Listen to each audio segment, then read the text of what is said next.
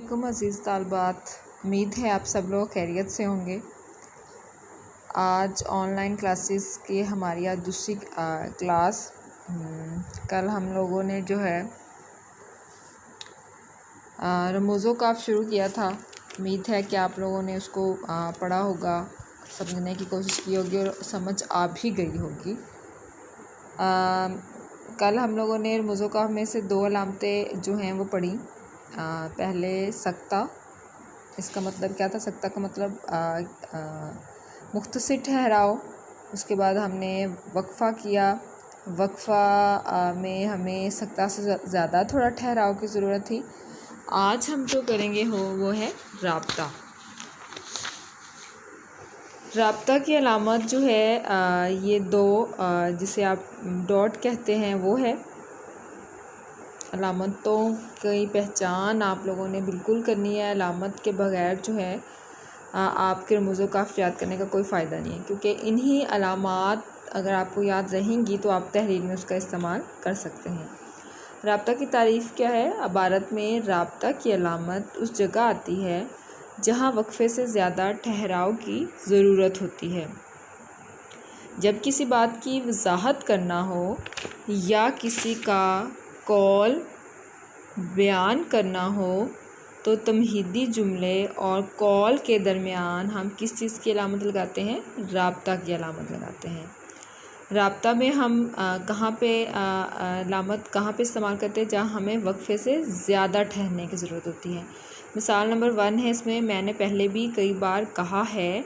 उसके बाद हमने कौन सी अलामत लगाई? राब्ता की। ये दो डॉट हैं। जो है डॉट को हम जो है उर्दू में ख़त्मा कहते हैं। इसका मतलब क्या है कि मैंने यहाँ पर जो है दो ख़त्मे लगाए हैं और अपनी बात की जो है वो उसमें हमने उसकी वजाहत की है कि दूसरों पर इल्ज़ाम तराशी ना किया करो।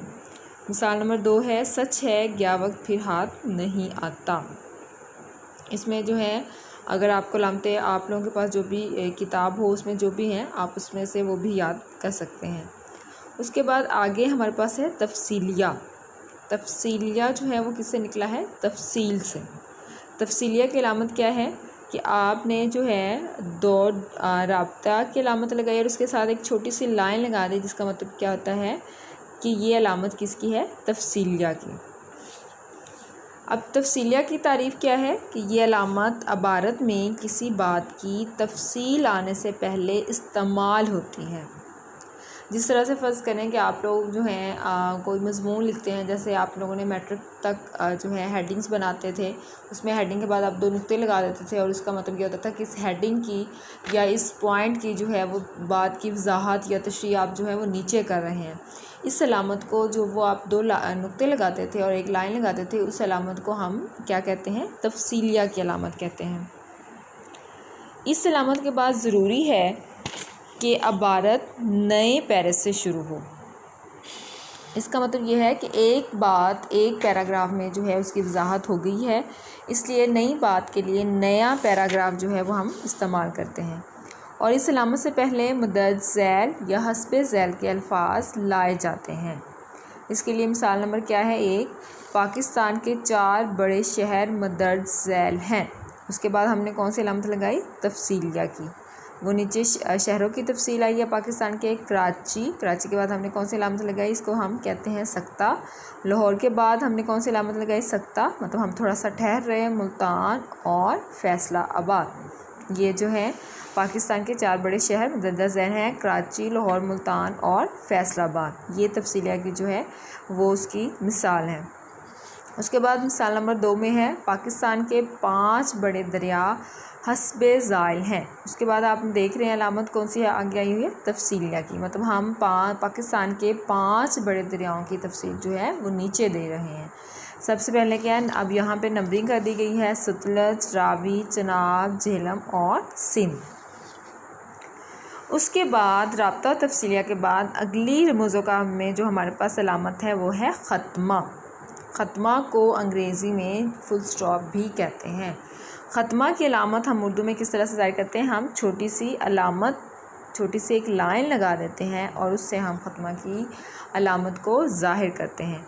ख़त्मा याद रखिएगा, जब भी हम कोई बात मुकम्मल करते हैं उसके बाद एक मुकम्मल बात जिसमें हमारी हर चीज़ जो है, हम अपना मकसद, अपनी पूरी कोई बात जो है जो बयान कर देते हैं, उसके बाद हम किस चीज़ की अलामत लगाते हैं? ख़त्मा की, जिसको अंग्रेज़ी में हम फुल स्टॉप भी कहते हैं। इसकी तारीफ़ क्या है? इबारत में ये अलामत भरपूर ठहराव को ज़ाहिर करती है। मतलब इसका मतलब ये है कि जब हम किसी भी कोई भी इबारत लिख रहे हैं, उसमें एक जुमला लिखते हैं, तो वो जुमला अपना पूरा मानी मुकम्मल करके अपना जो है मतलब कारी पर जो है वो छोड़ता है, तो हम उसके बाद ख़त्मा लगाते हैं कि ये एक जुमला पूरा हो गया, इसमें एक पूरा काम या एक पूरी तफसील जो है वो हमने दे दी है। उसमें हम कौन सी अलामत लगाते हैं? ख़त्मा की। फ़ेल अमर हो, फ़ेल नहीं हो, बयानिया जुमले के आखिर में भी ख़त्मा की अलामत लगाई जाती है, जिससे ज़ाहिर होता है कि जुमला ख़त्म हो गया है। और मुख़फ़्फ़फ़ात के बाद भी ख़त्मे की अलामत लगाई जाती है। मुख़फ़्फ़फ़ होता है किसी भी चीज़ का, उसके पीछे जो तफसील होती है उसके बाद भी हम किस चीज़ की अलामत लगाते हैं?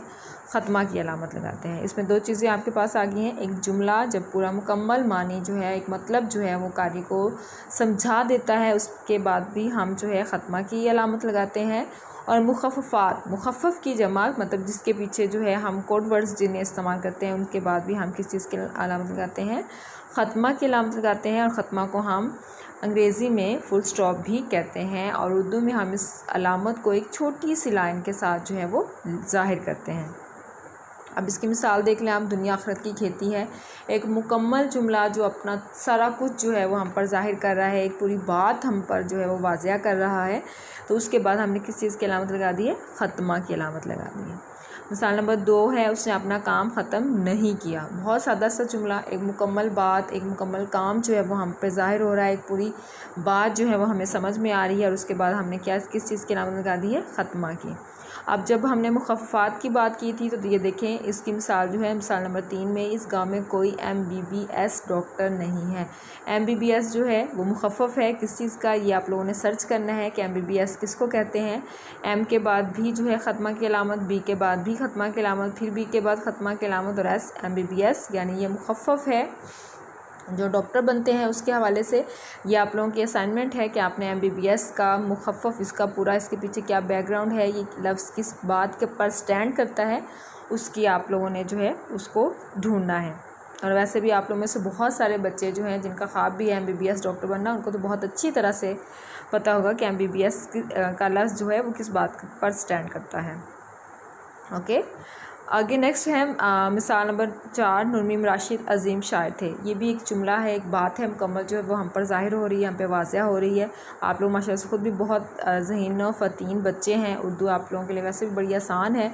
आप जो है इसके अलावा भी ख़त्मा की अलामतें जो है अपने ज़हीन फ़तीन दिमाग से जो है वो बना सकते हैं। Is it clear? नेक्स्ट हमारे पास है सवालिया।